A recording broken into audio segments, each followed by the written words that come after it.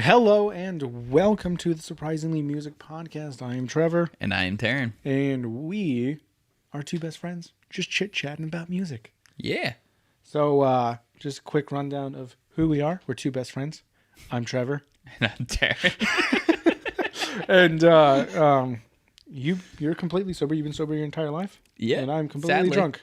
Not all the time, though. Not when I drive. Just the second you park in the driveway, just finally.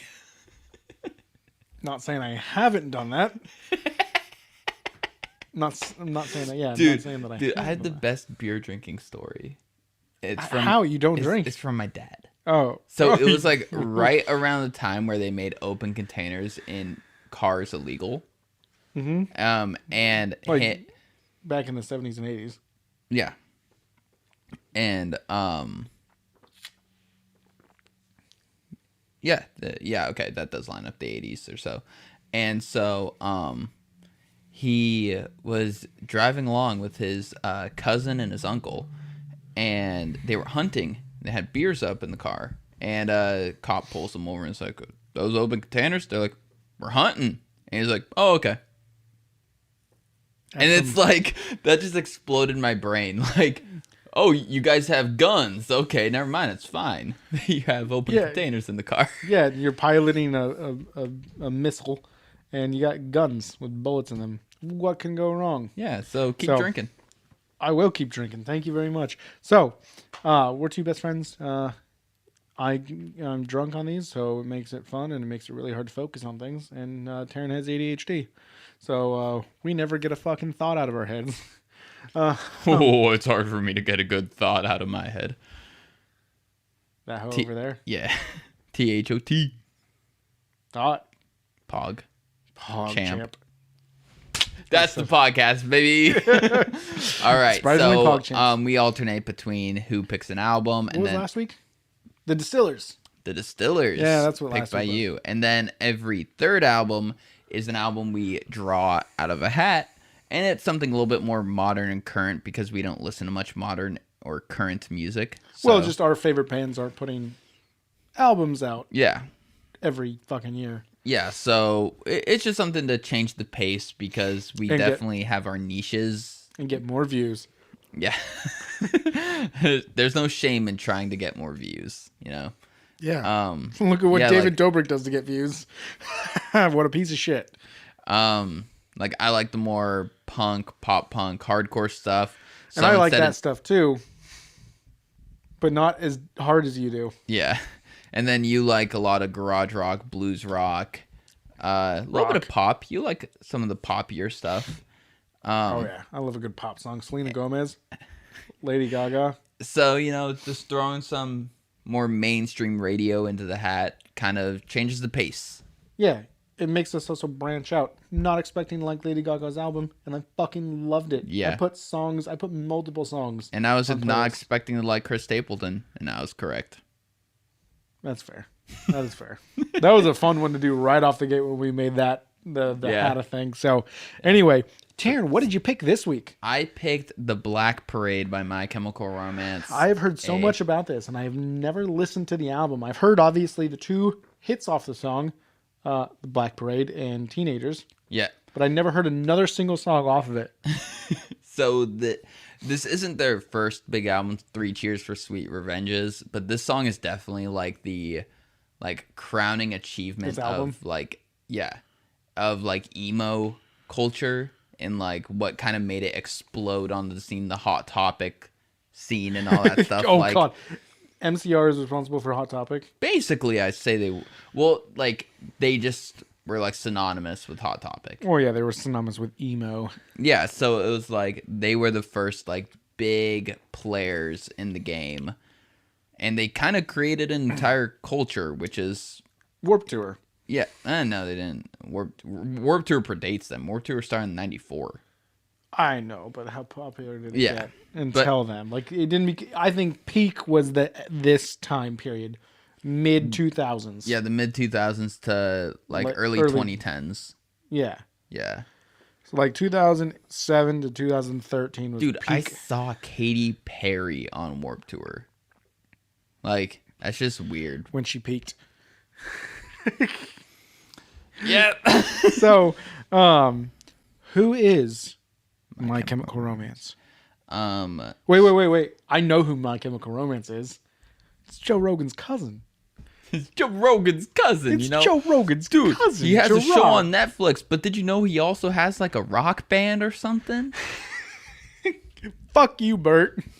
Yeah, so it's made up of 4 members: Gerard Way, Joe Rogan's cousin; Mikey Way, Joe Rogan's other cousin; Because they're brothers. Ray Toro, not related to Joe Rogan. And I'm always afraid to say this name because I don't know how to say it. Frank Iero is my best guess, who is also not related to Joe Rogan. Who's the guitarist? Frank, I'm pretty sure. Frank is? Yeah. So it's a 4-piece? Yeah, it's a 4-piece. Okay. Ray Toro and Frank Iero are the guitarists. Who's the drummer? Wait, what? Yeah, that's a good question. Who the fuck is the drummer? Who wrote this? A jackass. They only have a touring drummer. Then who the fuck drums in the studio? I would assume it's a computer. We'll talk about There's that. literally no one listed as a drummer. Well, They had a drummer till 2010 or 2013 when they broke up. So they just haven't got a drummer since then. oh, okay. So there's technically no drummer part of the band, but there was a drummer then. Yeah, there was a drummer in the album. Okay, so anyway, All right. he doesn't matter because I'm no glad Travis we Barker. deciphered this problem. He's no Travis Barker. Yeah, it was Bob Breyer. What a name. Bob. Imagine being Bob in an emo band. Bob. Yeah. Hey, Bob from that emo band, My Chemical Romance. Let's go by Bobbert. Anyway, Bobby. My Chemical Romance, The Black Parade. When did it come out, Taryn? 2006. 2006. Yes, October 23rd. I want everyone to 2006. remember that. 2006. Okay, 2006. Okay, so Wait, was it 2007 or 2005? 2006. Yeah, it was 2006. Yeah. April? October. October. They recorded it in April. In April. That's what I saw. So let's just jump right into it. All right. The Black Parade by MCR. Yep. So I am going into this being like, oh God, I got to listen to some Warped Tour shit. So it starts off with The End. That's 1 minute and 52 seconds. Heartbeat monitor. Yeah. So go tell us a little context about what the album is about as we get into it. Cause it's about death. Yeah, it's about death. It starts Yeah. off with the heartbeat monitor, and then flatline. Yeah. And then it comes in with the song, The End, comes in with some muted acoustic strumming, which I love. Mm-hmm. I love that. They're doing it really well. It's flavorful. And then when it jumps into it and they're doing the chord progressions and in the verses, I love the way that it flows.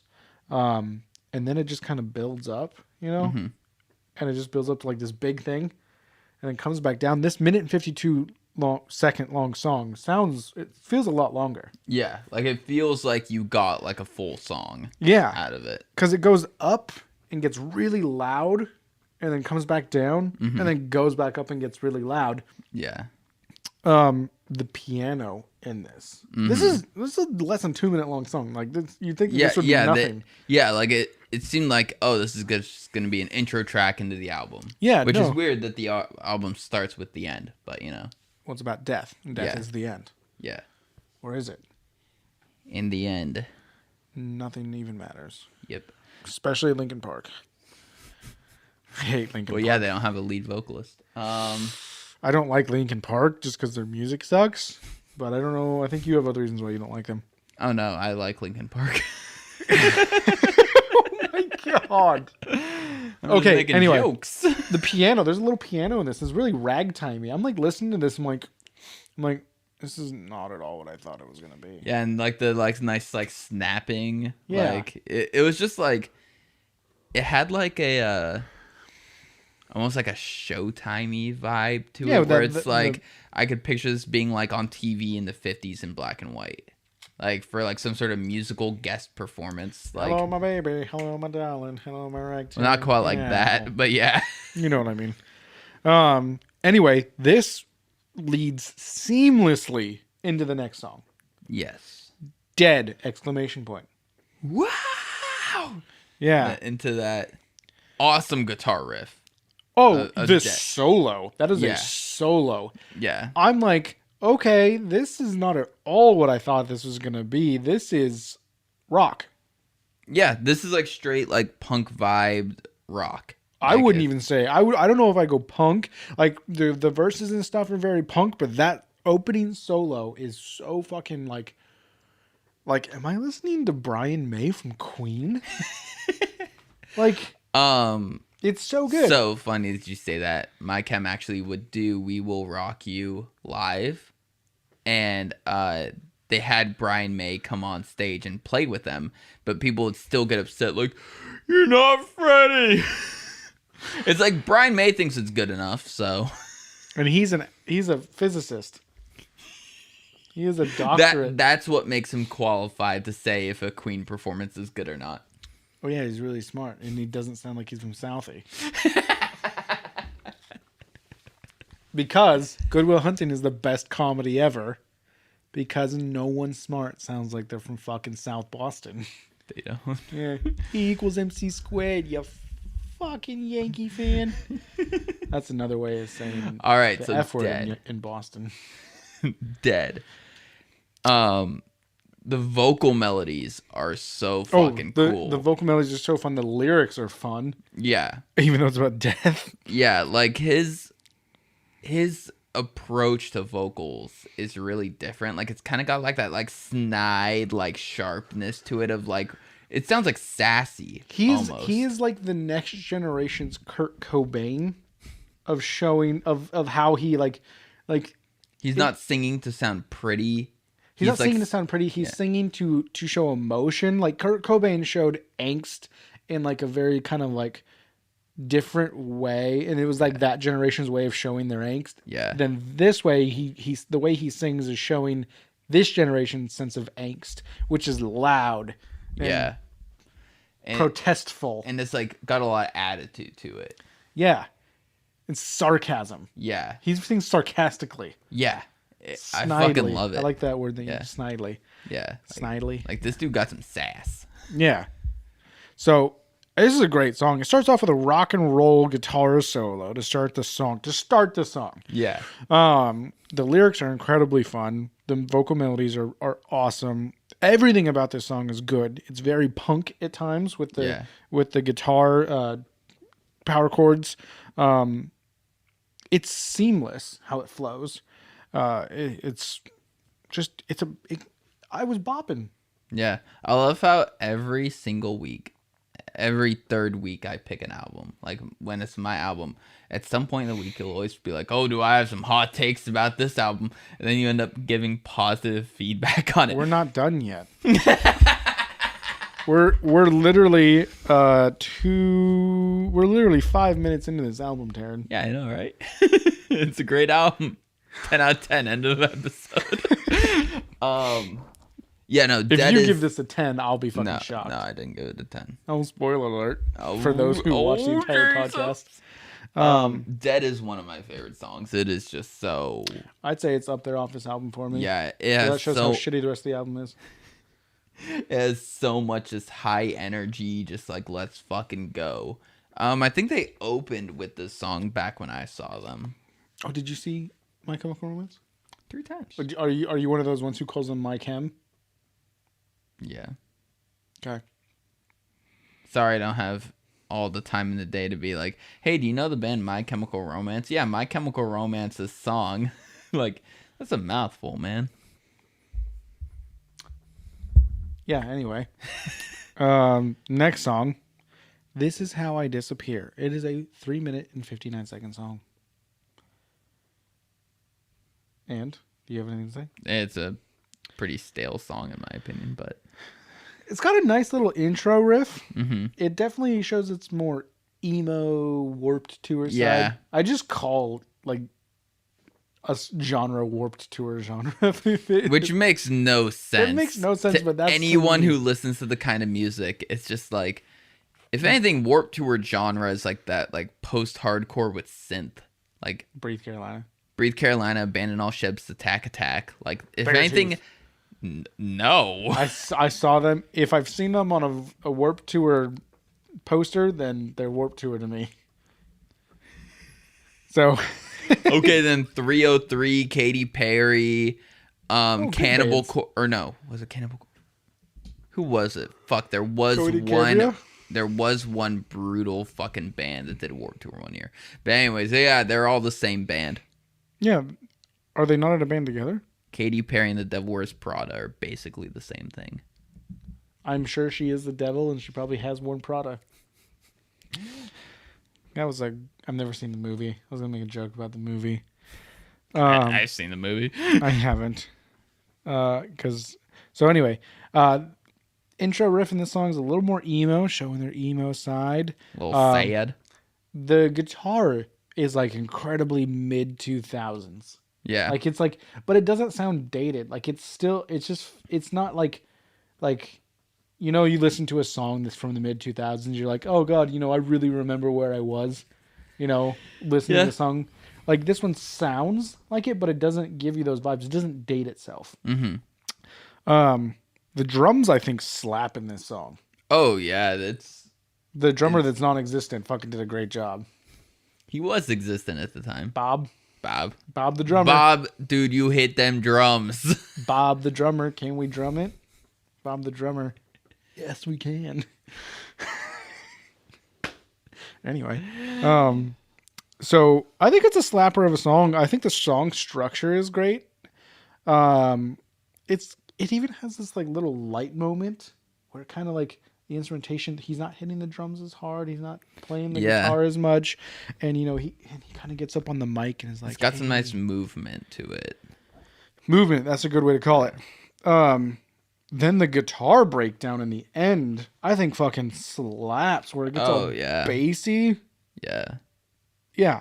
I think this is a slapper of a song. I don't know, like it just never really got me excited. Like it's got good moments, but I just never was like jazzed to be like, oh, thank God this is how I disappear is on. Well, this is because it's better than jazz. Jazz sucks. What? Jazz is great. Are you fucking with me? No. I'm bringing a jazz band next. Fuck you.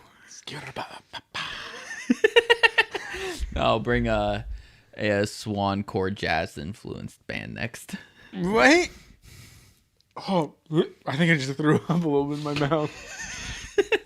All right. Well, next we have The Sharpest Lives. Or is it The Sharpest Lives? Just talk about the song. The intro in this song, again, is fucking off the chain. Yeah. It is great. This song comes in firing on all cylinders. Nice thing about this song, lyrics take the forefront. Yeah. I think the lyrics are kind of like, hey, I can write some good lyrics and I'm not going to frost them over with power chords and drum beats, Yeah, so you can actually hear it. The guitar is so flavorful, man. He's got... Which one is the fucking lead guitarist? I think it's Frank. Because he is so fucking good, man. Yeah. No, Holy they shit. definitely have like a lot of skill in their riffage where it's just like Riffage. I don't like think that's a I word, mean just but like I love it. I mean just like with emo it's like so like apart from like whenever you have a band that like does the thing and then everyone's the copycats like Motley Crue. Like they did hair metal like perfectly and then a bunch of bands took what they did and ran with it and Night then Ranger. didn't do it as well. Like I feel like that's why a lot of emo gets a bad rep because My Chem did it, they did it great, and then a bunch of bands impersonated it, didn't do anything groundbreaking or exciting, did very basic guitar work, and then it's like, oh yeah, see, emo's trash. Yeah, because there's so much out there that is trash when it's like, no. Listen to the thing that started it. Yeah. So yeah, that's why you got to listen to the White Stripes if you like garage rock. They started it. Turns out I don't like garage rock then. You don't. Yeah.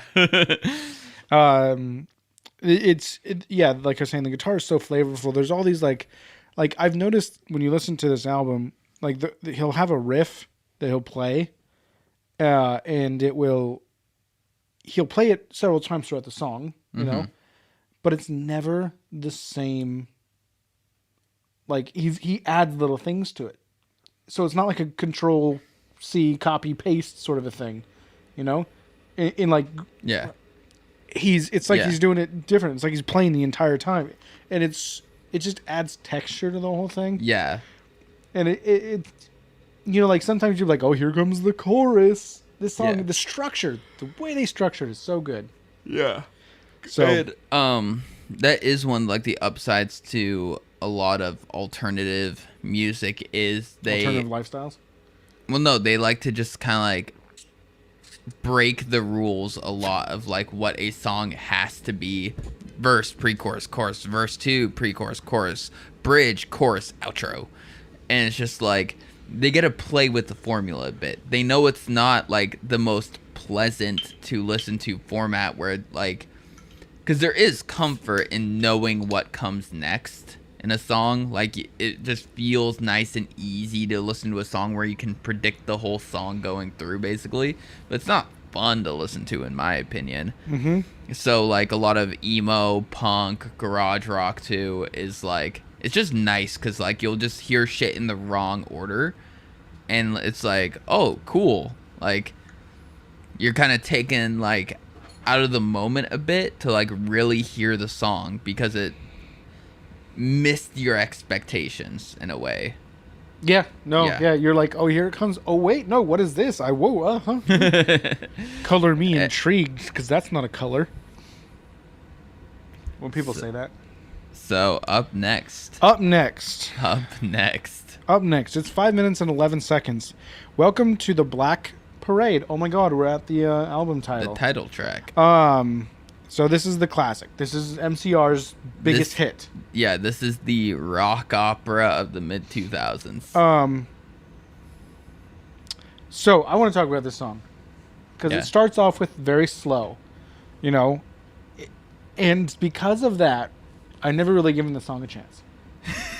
Because you hear the intro, And I'm like, oh, here comes some emo fucking shit. Like it's always had that correlation in my head with being cringy. yeah, wearing matching outfits. Oh the yeah, choreo- his bleached hair and Yeah. asshole. I'm fairly certain he probably bleaches his asshole too. Let's ask Joe Rogan. He probably knows. Joe, does your cousin bleach his asshole, man? Does he? So, you know what? It's quite a good song, especially in the story of the album. It Yeah. makes it even hit harder. The piano is bright. I love it. It's a 5-minute song, and it's fun to listen to. The whole song has catchy parts. And again, the instrumentation and everything is fucking peak. Like, lyrics, fucking, the way he sings it, the guitar, the drums, piano, everything is perfect and on point.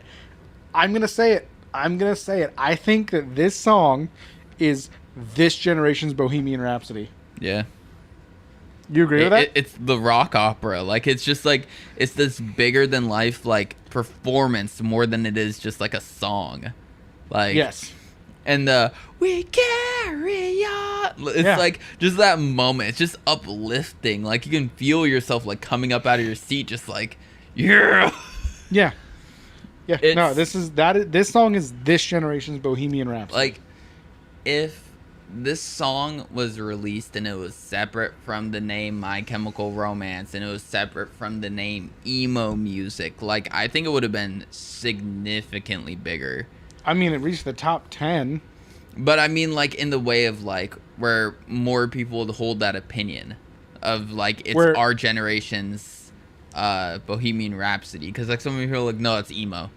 It's emo garbage, okay? That's not real music. It's a good song. Yeah, no, it's great, but people typecast it. Yeah. It's like being a ginger in Hollywood, you know? You can only be, like, the dopey friend.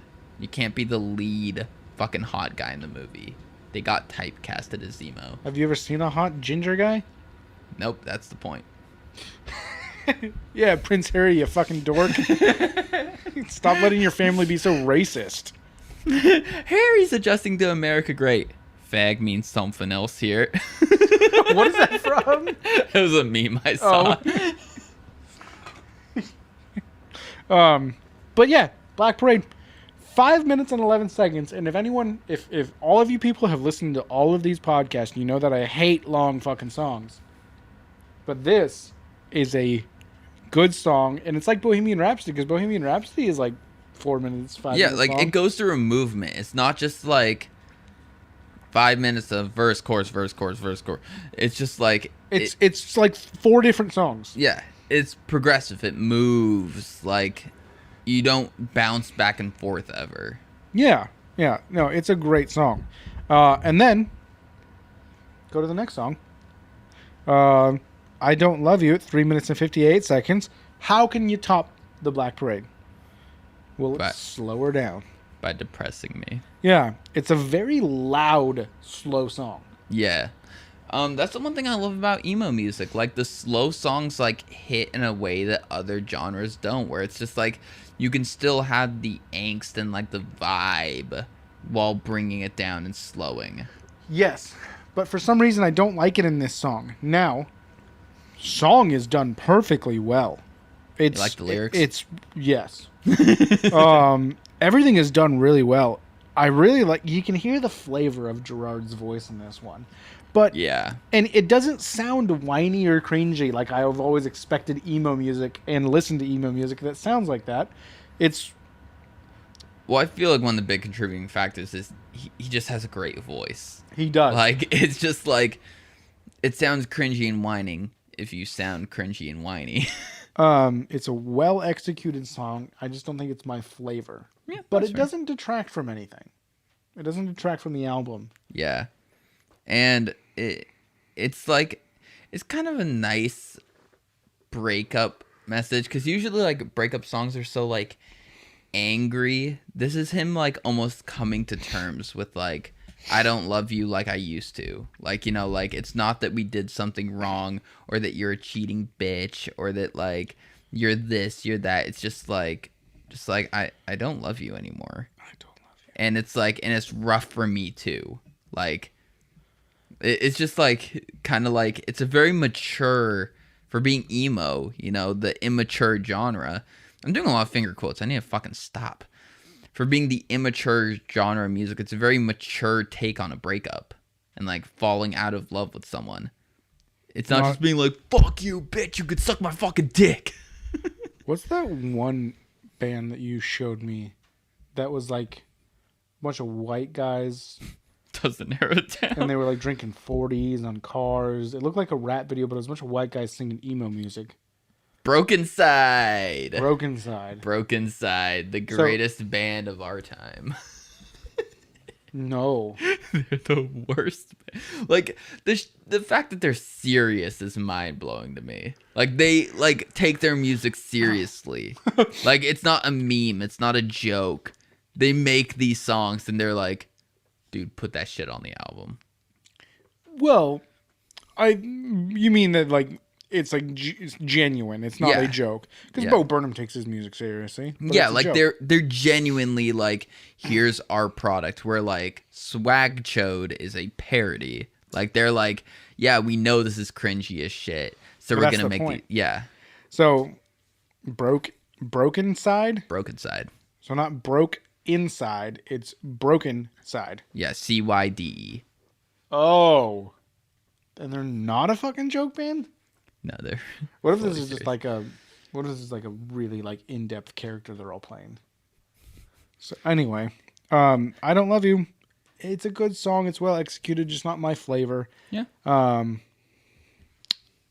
But then it leads into House of Wolves at 3 minutes and 4 seconds. Oh, this fucking song, man. This It's is got my the- favorite My Chem song. This is like this and I don't know. I would say that this would be a song that I would consider putting on a playlist. That fucking what? You're the drum guy. What are those drums that he's hitting? Because it's not kick drums, but they sound like kick drums. But he sounds like he's hitting with the drumstick.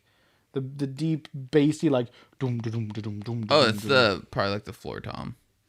How does he get it so down tuned? The size of the drum. So it's just a big ass floor tom. Yeah. And he's he's probably accenting it with the kick, so like it sounds even bigger. Yeah, I don't know. It's just Yeah, it's no. fucking awesome. No. On a quick aside, I always hated those bands that would like like, not to shit on the dead, but as I did on Chester Bennington earlier, Who you like? Neil Peart, like, he created this obsession of being like, I need a 9-inch, 10-inch, 11-inch, 12-inch, 13-inch, 13.5-inch, 14-inch tom, and it's like the 9 and the 10 sound the same, the 10 and 11 sound pretty much the same, the 10 and the, like, you know, it's just like the inch doesn't make a difference, ladies. And it's just like, I love minimalist kits, and when I saw them live, he had a pretty minimalist kit where it was like the floor tom, one rack tom, snare, kick drum, few cymbals. It's like, I love that. You didn't laugh at my joke. I heard the joke. And laugh at it. Nah. Thanks, SpongeBob. Do you hate it when people do that? When they like touch me? Yeah, I hate it when people touch me, Taryn. No, I mean, like, do you have like any of those women coworkers who are like older that like whenever you say like something remotely funny, they feel the need to like put their hand on your shoulder when you laugh? I'm like, whoa, lady, this ain't happening. Hey, buy me dinner, you know. No respect. I'm just gonna do that every time you do that voice. Dude, I love doing that voice. It's Rodney so Dangerfield, man. He was fucking funny. Yeah. Anyway, House of Wolves. This song sucking slaps.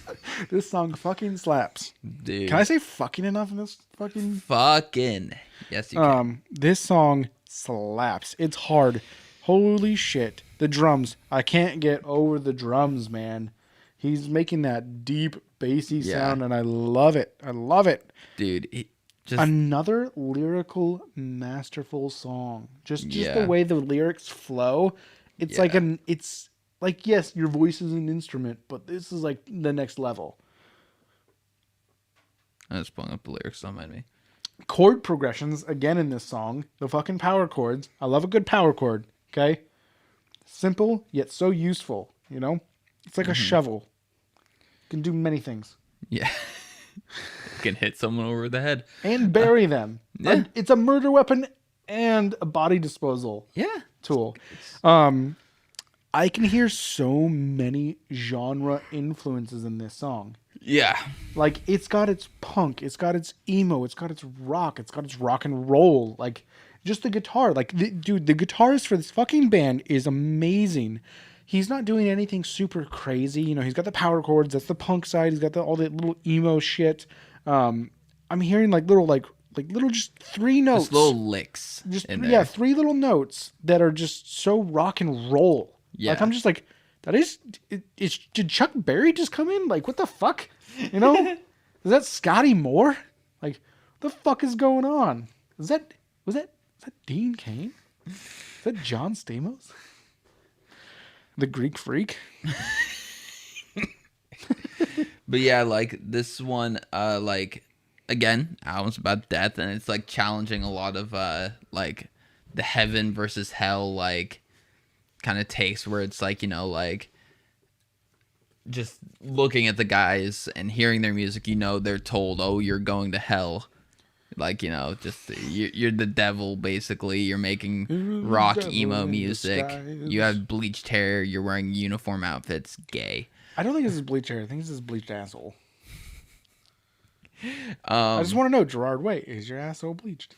Come on the podcast to show us. But yeah, like there's a lot of like angel, hallelujah, hell, devils, and stuff referenced in the song. See, the music slaps so hard. I don't care about the lyrics, even though they're really good. Yeah, like emo's poetry. Like you could just read off the lyrics at a poetry club, and people would be like, "Yeah." And God, that fucking kid is gonna shoot up the school. Teenagers. Okay, I want to talk about that. Because I didn't really look into the lyrics on that one, but we'll get into it when we get to Teenagers, which we're quite a ways away from. Out, yeah.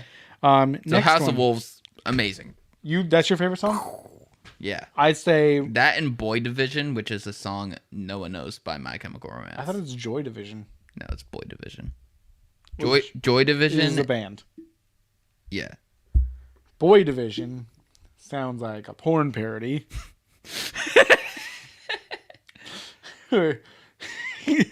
We're gonna divide these boys up, men. You watching porn? Anyway, next song. Cancer. So listening to this song, I'm just like, okay, I see where they're going with this song. The piano has taken a backseat in too many songs so far, so let's give it its own song. It's a fucking powerful song. Just like you're like, it's a tearjerker of a song. I was listening to it. Honestly, I'm like, oh my god, they made a song called Cancer. How angsty and whiny is this gonna be? I was expecting to hate it, but you know what? I like Cancer. I wrote that down to make sure that I said that. Dude, like, just to get your reaction. The line, because the hardest part of this is leaving you. Like, the hardest part of me having cancer and dying is leaving you. It's just like, damn, dude, that's fucking... I wish I had someone to love. Not you. I don't give a shit. It's work, don't worry. I'm not just texting. Anyway, Cancer. Let's get back to that. It does have a very mid-2000s vibe again. But they don't date themselves. Like, that's what's so weird. Is like, you're like, this is very mid-2000s emo punk. But it still, like, sounds it's still good. It's not like when you listen to Carrie Underwood's Cowboy Casanova and you're like, 2006, I remember this year. Took a Louisville Slugger to both headlights. Oh, we get it. You fucking the real Louisville Slugger is knocked loose. Let's get fucking real. I don't understand that reference. They're from Louisville. Yeah, but she took a Louisville Slugger to both of his headlights because he's a cheating bastard because she dates shitty fucking country boys. Yeah, but fuck boys. But in a knocked loose show, you're just randomly gonna get kicked in the face. Is that why they call themselves knocked loose? They're knocking teeth loose, man. But yeah, no, Cancer's a very great song. And like, dude, just like the lyrics are just so fucking powerful. Like, know that I will never marry. It's just like, I'm dying and there's nothing I can do and except like watch my life not happen. And it's just like, oh, Jesus, man. What you looking at over there? Or sound waves. Oh. Yep, there's parts where we get louder and parts where we get quieter where the other one's talking. But they don't really ever correlate. It's weird. It's like we talk over each other. And then up next we got Mama. Mama, 4 minutes and 39 seconds. Oh, can we also appreciate that Cancer is 2 minutes and 22 seconds? I just like that. I like it when Cancer is just like done with quickly. Yeah, I just like to get the diagnosis and be stage 5 already. Stage 5? What? I thought it went as far as 4. Oh, I thought they just kept going until you eventually die. No, I think it peaks at stage 4, then you die. I'm gonna break that record. Gonna get butt cancer. Mama, 4 minutes and 39 seconds. We all go to hell. Yeah. I love how it kind of sounds like an old radio recording. Yeah. It's like so very, 20s speakeasy type of like music. I love the vibe of the song, even though I hate saying I love the vibe. Dude, it just vibes. But like, I feel like any girl my age that I would be willing to date would refer to MCR as a vibe. Yeah. So I'm going to say that, hoping that I can get a girlfriend from this. I like My Chemical Romance too. But anyway, it's so dark and spooky. Spooktober. Yeah. I'm hip. I know things. This song then gets fucking hard. I love it. I love this fucking song. Yeah. They get really fucking hard and they're fucking screaming and yelling and angsty. It gets back to the spooky part. I love that. I love how they're just toying with your emotions the entire time. It's like being in a relationship. I was honestly shocked. I'm like 4 minutes and 39 seconds. Like the beginning, I'm like, how are they going to keep this up? Like that, because that sort of, it's a shtick and it gets old quickly, but they somehow make it work. Like this is fucking good. I don't know the context of the song either. Like, I don't know. Like, did he have like a really religious parent or something. I don't know. The ending where it sounds like that the music gets like kind of like the spookier. I don't know how, like it's the type of music that you would hear Oh. in a haunted house when like the music, you're in a haunted house, like a fun house, and the clown is chasing you. It's like that type of music. Like it, I love that part at the end. What are you gonna say? Tell me about Mama. So the narrator of the song is in a war and writing a letter to his mother. Considering the context of the album, it's likely the speaker is the patient, the person dying, and isn't fighting a literal war but a figurative one, his battle with cancer. And it's about how the human experience through pain and suffering is hell. And so it's about like the figurative war within himself and how he's going through hell. So like it doesn't matter whether he's alive or dead, he's going to hell. We all go to hell. Yep. Mama, we all go to hell. Dude, I was rocking out to this fucking song. Yeah. Now that I know that, like, Jesus Christ, this is even like darker. It does get darker, and it's already like spooky and dark, and then it just gets darker because the lyrics are fucking crazy. Mm-hmm. It's a wild ride of a song. Yeah. I love it though. I kind of expected you to either hate it or love it. I did not expect a middle ground out of you. Love that shit. I would like this Mama, I'd say is up there against House of Wolves for me. Ooh. And Dead. Yeah. Dead, Mama, House of Wolves, Black Parade, Cancer. So anyway, next song. We got Sleep. 4 minutes and 43 seconds. Piano kind of makes its way back in. Yeah. So it's got like that intro chatter thing. I'm not a fan of that. Like the White Stripes did that on that one album that we listened to, 2 of the songs, which I think are great fucking songs, except for that the little like talking like snippets that they put in of like radio chatter. I hate that. And in Sleep, it's throughout the entire song. It just gets overshadowed when the music gets louder, but every time it dips down, you can hear it in the background. And I hate it. I hate that. But the song is good otherwise. Yeah. I have to say that the piano reminds me a lot of Green Day's 21st Century Breakdown album, because they do put a lot of piano in there and then bring it back up with, loud guitar. And I'm like, well, okay. Looked it up.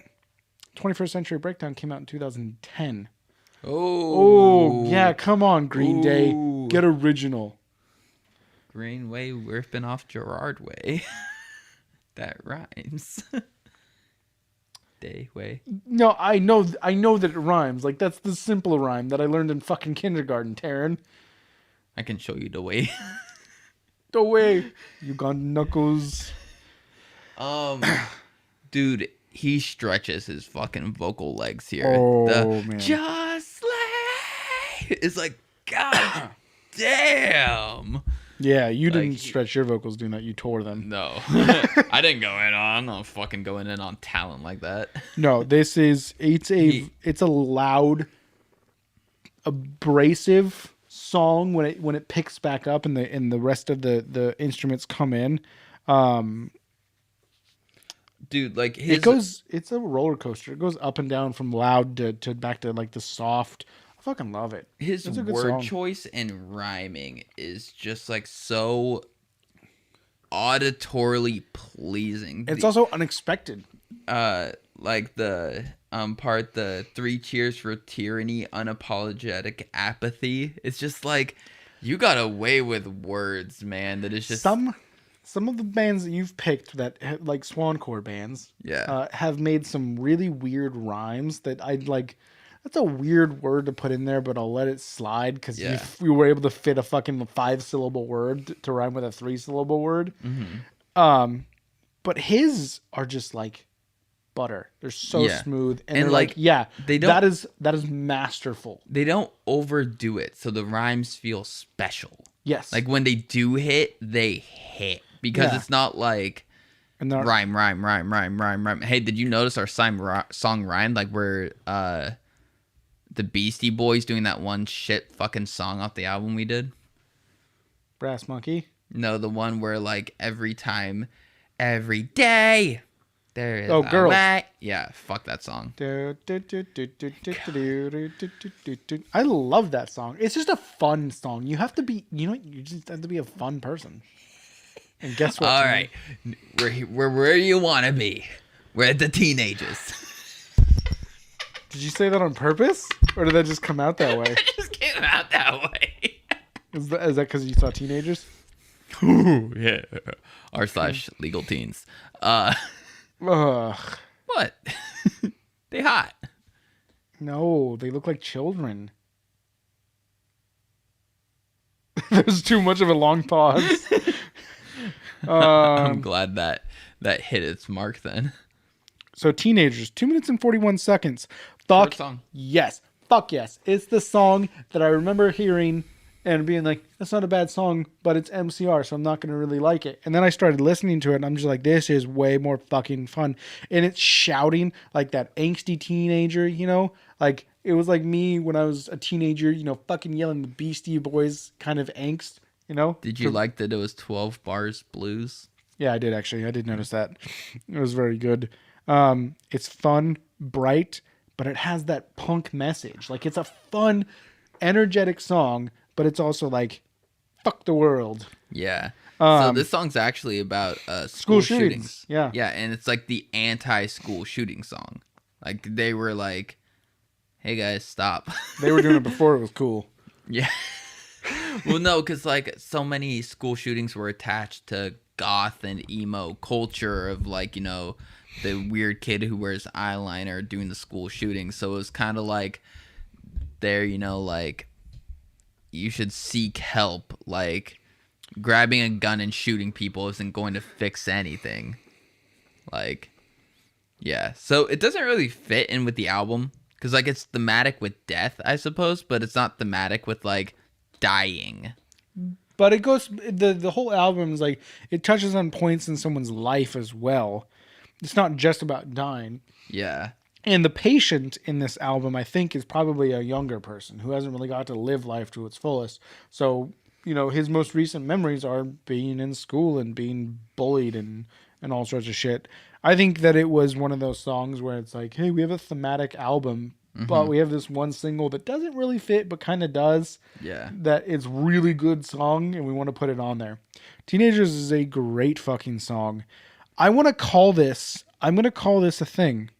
And I don't think that you're going to like it. Oh, no.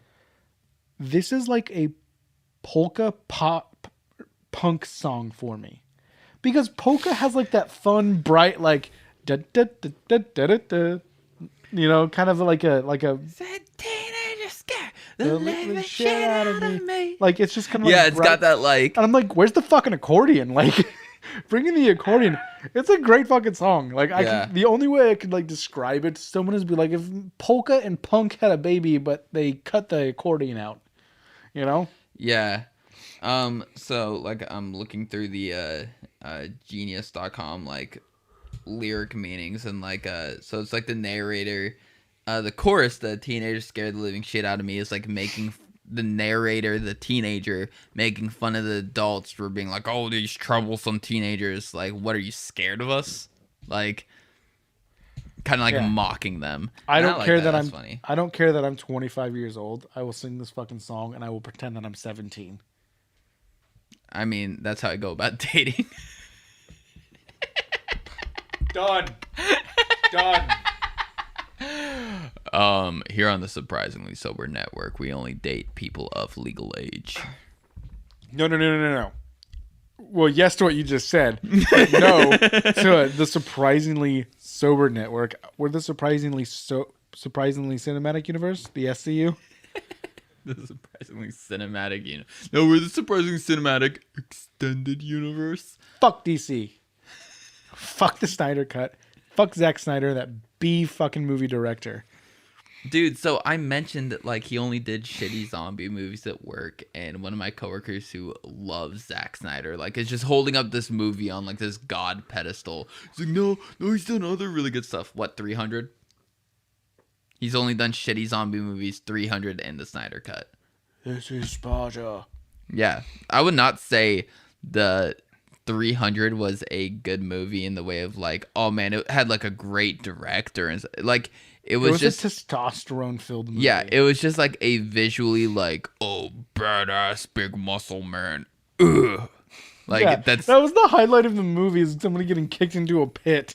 yeah, and then everyone getting shot by arrows. Yeah, Not even like that. They did that, and then they all just stood there like, oh man, it's a lot of arrows. Yeah. Oh, we should I probably can't see do the sun something anymore.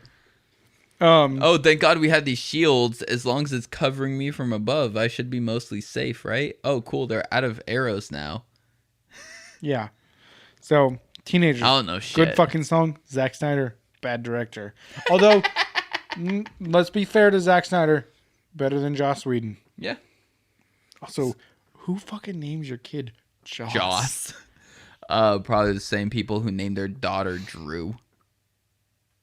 But Drew Barrymore's adorable. Yeah, but still, her name is Drew. I like that. Oh, fuck yeah, Drew. Oh, yeah, you like my dick, don't you, Drew? It's adorable. It's like, what if you fuck a girl named Taryn? I already say my own name in bed, so I'm ready. What about Taylor? That's gender neutral. Drew isn't. Well, it is now. Gender's a I'm concept. gonna fuck a girl named Trevor. Fuck you. Good luck. I'm sure there's a girl out there named Trevor, but there's a lot of fucking shitty white dudes out there named Trevor already. Yeah. And even more shitty white dudes named Travis. That's an awful name. Yeah. It's so white trash. So Disenchanted. Disenchanted, isn't that like a movie with Amy Adams in it? Who's the second worst thing of the DC extended universe? Huh? Amy Adams. She's an awful Lois Lane. Yeah. Although Lois Lane as a character is just an awful person. Yeah, she's not exciting at all. No. Anyways. Anyway, Disenchanted. So this has like a weird, like kind of like mandolin intro. And listening to this, I'm like, did Jack White feature on this? It sounds like a Jack White filler song on one of his solo albums. He uses like mandolins and a lot of weird instruments a lot. Yeah, he seems like. And then I'm like, yep, there it is. And it's very slow, very introspective song. Really builds it up there. I'd say this is probably the most vanilla song on the album for these guys. I would say it's the most vanilla, but definitely like fits that like this song, like it's hitting their target market. Sad kids. Like sad teenagers. Like if Teenagers was telling you to stop school shootings, this one was telling you to do school shootings. Like it's just like it hits that string of like you're in high school and you're sad. I spent my high school career spit on and shoved to agree so I could watch all my heroes sell a car on TV. Like, you know, like you're kind of just like watching your life like slowly go downhill as like the curtain drops and you realize like the world isn't like this perfect thing that you think adults like manage in a way. Like, cause like when I was 15 and I saw a 26-year-old my age, like, and now that I am 26, like those perspectives don't line up. I look at myself in the fucking thing over there and I'm like, I look like a child. I look like a child with a beard. I look like a child with a beard. You look like a child who hasn't shaved in a couple days. Oh my God. You are the most pretentious person when it comes to facial. You are those. No, you have a good beard. No, you have a good beard. You are those cringe Facebook posts where it's like, real men grow beard. How's your girlfriend, ladies? And it's just like. I hate that. No, I think you look better with facial hair. I'm just saying that. When you shave, you look like a 19-year-old. And I'm like, oh, he's going to fuck a fucking 19-year-old. That's why he shaved. Listen here, boy. I just want everyone who's listening to know that Taryn just stood up on the couch and yelled at me like a fucking T-Rex from Jurassic Park. Oh dear. I'm just saying, don't shave. You probably attract a real girlfriend. I like shaving. You like shaving? Yeah. Like I like being clean shaven. It just Somebody offered me $100 to do it. I'll tack on 50 on there. No. I'll back this person's bet. Is it Nick? I feel like it's Nick. No, it was Joe. Oh. Joe at work.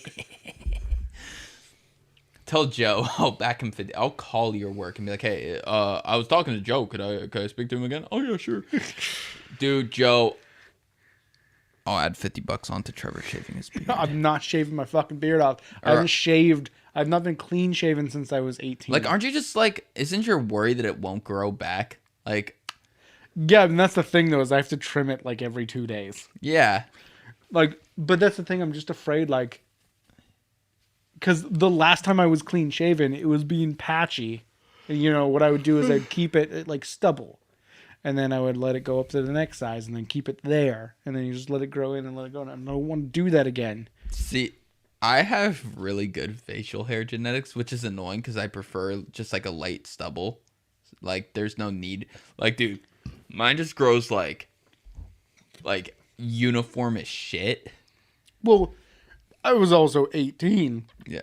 So 18? Mine grows Back perfectly. when I was 18, my beard grew like this. Jesus. Oh, man. I love you. Don't fucking touch me. What did I say about old people touching me?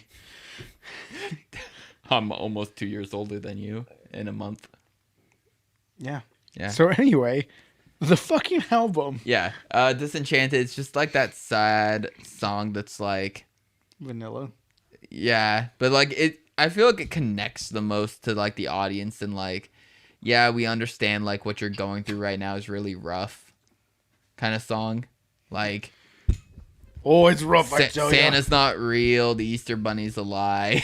Like, you know, it's all just one by one tumbling down to where you're like, oh, yeah, your favorite rock star. What are you doing? Your favorite rock star is a sellout who's like just in commercials and is just a glorified T-shirt salesman at this point. Yeah, Vince Neil. Yeah. The Black Keys, they just start naming their songs Ford Commercial 1. First of all, they've never had a song in a Ford commercial. That's what you sent me. That I'm like, yeah, that's kind of funny, but they've never had a song in a Ford commercial. I don't think they've ever had a song in a commercial. Oh, I'm sure they have. They have in like sporting events, like when they cut away. But yeah. Every artist has had that. Fucking Panic at the Disco did that, bitch. Just High Hopes, literally. And Victoria's. Really? Well, they sold it to every fucking stadium and shit like that. They always every fucking sports team plays Victorious after they win. I love this song, but I hate it when a team that I don't like wins and they play it. I'm like, no. Only my team gets to play that. All right, and so up next, famous last words. Famous last words. So this one is like the most like not fitting for the album, where it's like.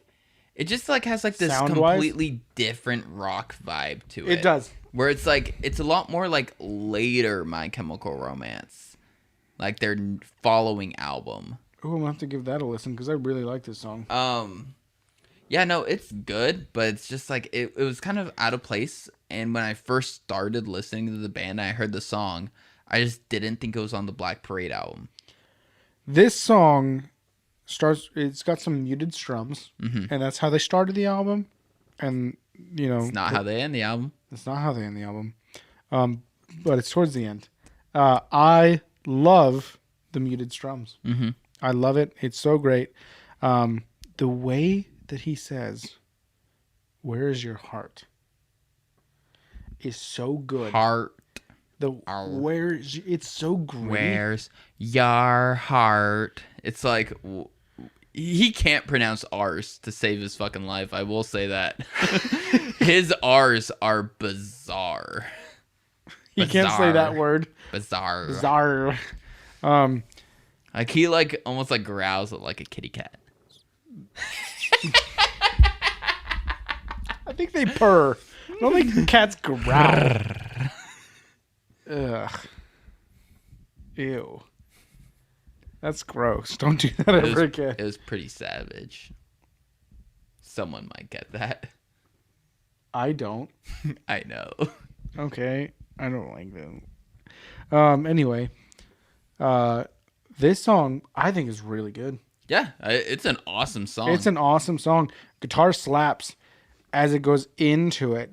Someone, I don't know if it's Frank or fucking the other guy, is ringing the neck of this guitar. It's very faint, but you can hear it just.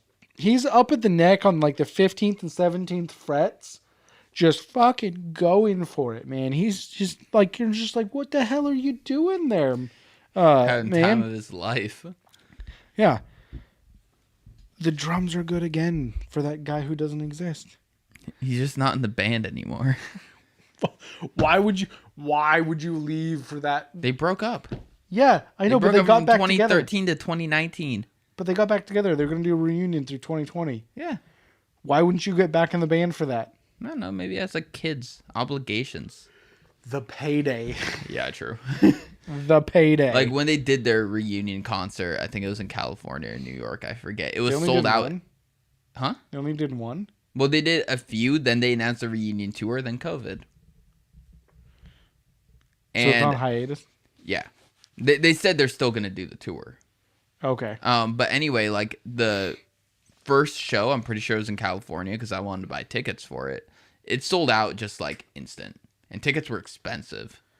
Like it's a payday. It's a big fucking payday to So get back together. this one was making me head nod. This was a fun song, another fun song, and you're like, that. I mean, famous last words. That's a great way to end the album. Yeah, But it doesn't end there. it doesn't.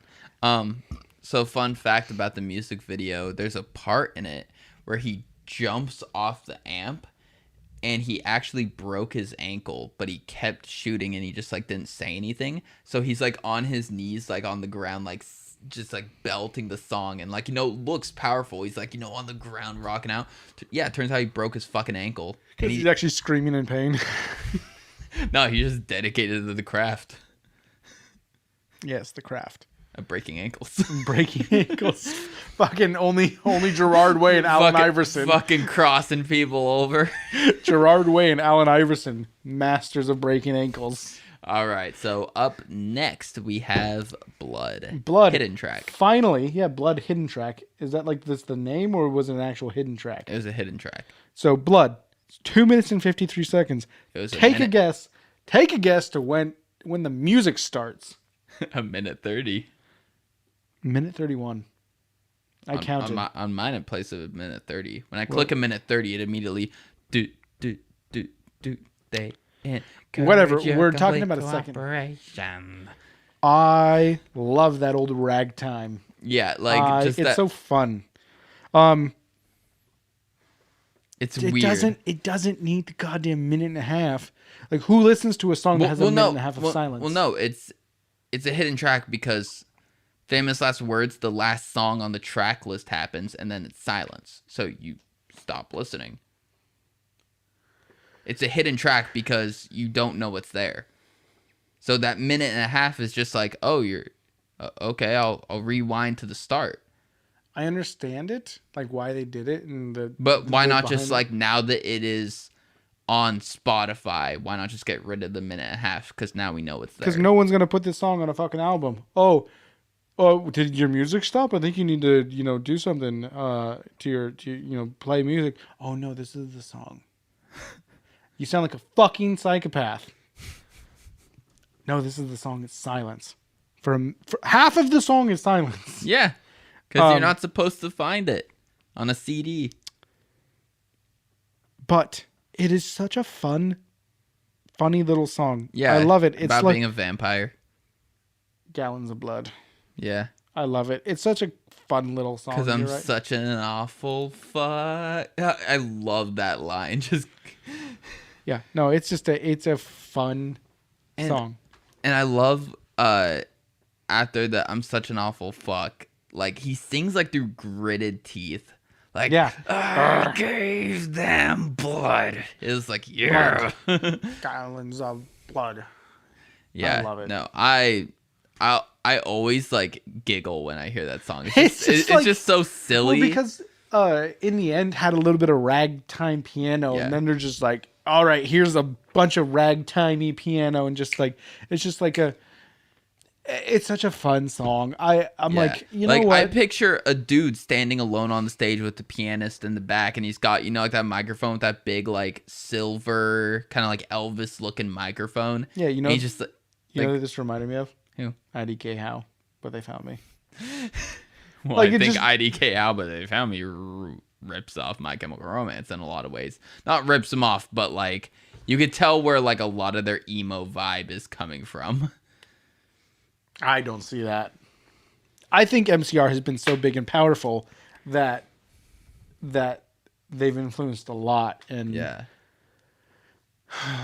Which from what I can tell, like Gerard Way like definitely has a very humble view on it, where he's just like, like, oh no, we were just inspired by this music.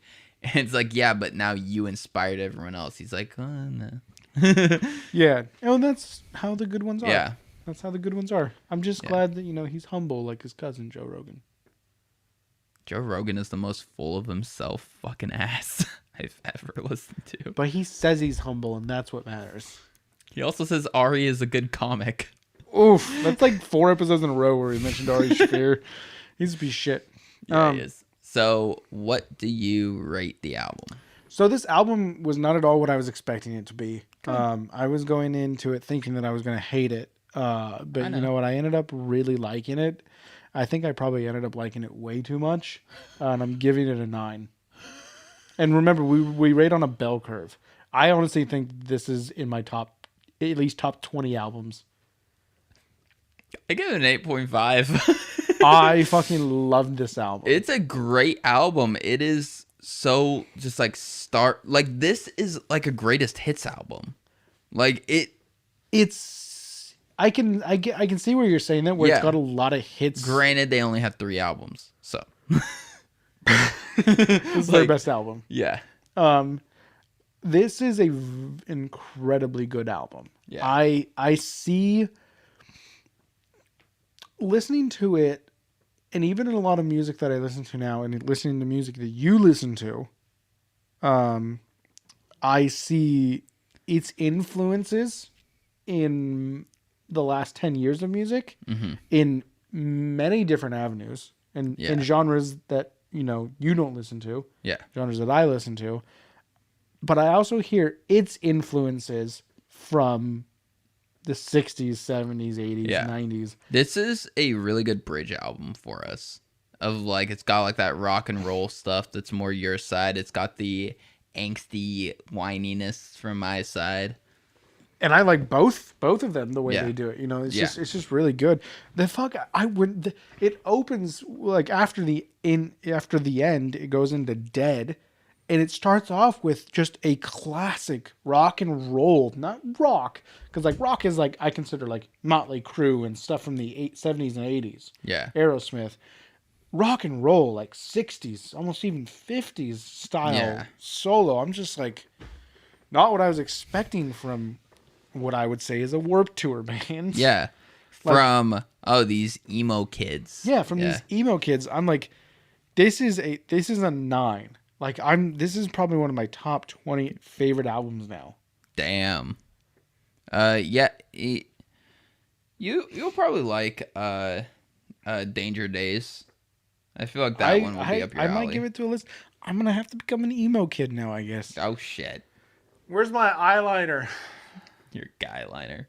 Guyliner? No, it's eyeliner. Yeah, so now this is the point where we pick an album out of the hat for next week. We take Taryn's old broken Flex Fit hat. That's got what is that logo? An M, I think. I don't know. I just grabbed it off a rack at Nordstrom. I couldn't find a brand name anywhere. 110. Oh, okay. Yupung. Just draw a name out of the hat. Okay, I don't know. You're looking. I can't see. I really hope it's. I right now I like all the albums in this hat. So, but there is one that I really hope it is. I really hope it's Razzmatazz. Okay, this is it. I'm grabbing it. God damn it. Is it Blackpink? Yes, it's Dude, let's go! It's- Blackpink, the album. Is that what it's called? Yeah. Next week, catch us with Blackpink in your area, bitches. What? Blackpink in your area. Then some sort of instrumental kicks in. Okay. So they apparently do have an album. Yeah, it's called The Album. It's their latest release. This is actually brand fucking new. Yeah. Holy shit! It's only 8 songs. 24 minutes. Oh. It's got Cardi B on it. Yes, that's what I was ugging about. Dude, that but fucking rapist. But Selena Gomez. But oh Selena god, I Gomez. do like Selena Gomez. Yeah. And I've already said that on this podcast, so that's okay. And it's got Pretty Savage, so you're gonna get my joke. Okay. This has been Surprisingly Music. I have been Trevor. I have been Taryn. Catch us on Surprisingly Podcast on Instagram, Surprising Twit, where I tweet out funny things. And make sure to like and subscribe. Hit that bell button for notifications. Hold on, let me go pay someone to make the bell icon notification show up over the YouTube videos so that you know what that looks like to do. Yeah, we don't think you're an idiot. Yeah. We know. If you like the video, like the video. If you dislike the video, please don't dislike the video. That it hurts our feelings.